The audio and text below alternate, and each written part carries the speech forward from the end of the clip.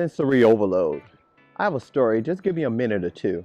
I was a headmaster of a school that specialized in teaching children who were gifted, but they had learning difficulty or they had emotional difficulties.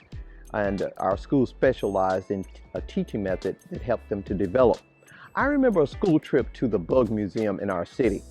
They had a theater that gave a full sensory experience. Well, I had the active boys sitting around me just to keep an eye on them. Little did I know that a pleasant trip was about to turn into the school's disaster for that year.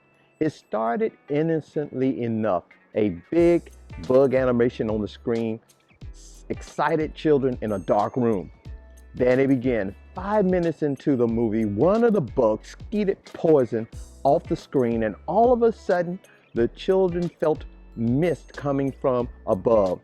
One boy yelled, "Cover your noses, it's poison." And believe me, this started the apprehension with these boys around me about what was coming next. The second, after calming them down, convincing them that they were not being poisoned, another bug animation began to blow smoke off the screen, and from nowhere, smoke filled the small auditorium.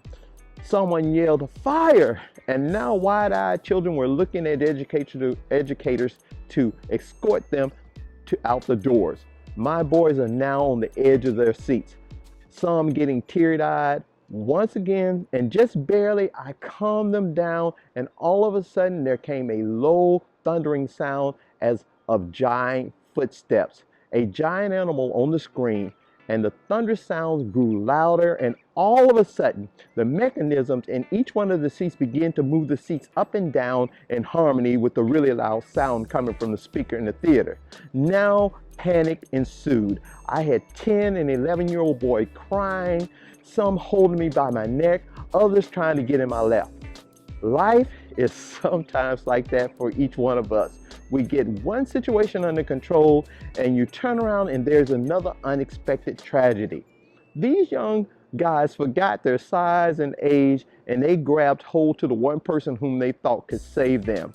And so it must be with us. When life presents us with sensory overload, grab hold to your spiritual center.